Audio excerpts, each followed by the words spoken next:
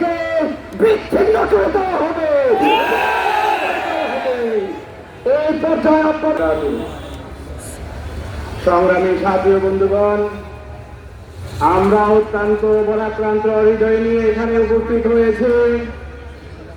24 ঘন্টার উপরে পার হয়ে গেছে, এখনো টঙ্গীর একজন সন্ত্রাসী পাকড়াও হয় নাই।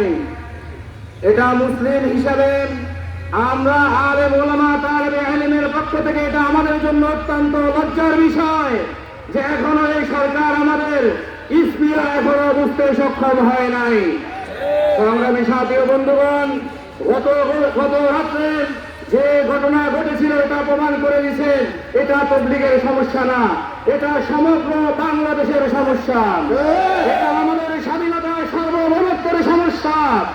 এরা আমাদের স্বাধীনতাকে বিশ্বাস করে না, এরা ইসলামের রীতিনীতিকে বিশ্বাস করে না, কোরআন ও সুন্নাহকে এরা বিশ্বাস করে। মুসলমানের জন্য জরুরি হয়ে গেছে যে যেখানে সামিয়ানদেরকে পাবে ওইখানে তাদেরকে প্রতিহত করা।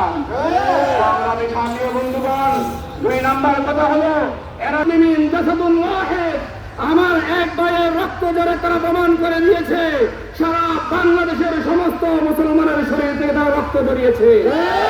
আমাদের জন্য জরুরি হলো আজকে শপথ নিতে হবে আমার ভাইয়ের রক্তের বদলা নেওয়া পর্যন্ত আমরা ঘর ফিরে যাব না ইনশাআল্লাহ। আমার শেষ কথা, আমাদের মধ্যে অনেক লেভেলদারি মানুষ আছে যারা বলে 2 পক্ষ। মনে রাখবেন, সন্ত্রাসী আর নিরীহ মুসলমান কখনো 2 পক্ষ হইতে পারে না। সন্ত্রাসী সন্ত্রাসী সন্ত্রাসী সন্ত্রাসী। সুতরাং যারা বলবে 2 পক্ষকে মিট করার জন্য, আজকে আমি বলে দিব যে তারা তাবলীগের দুশমন, মুসলমানের দুশমন।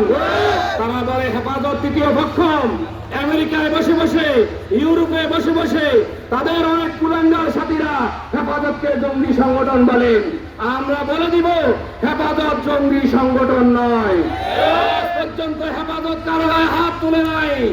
আল্লাহর কসম, যেদিন আমাদের বড়রা বলবে একটা একটা নাস্তিক দল ধরে ধরে জবাই কর, আমাদের রক্ত দিব, আমরা ঘরে ফিরে যাব না ইনশাআল্লাহ।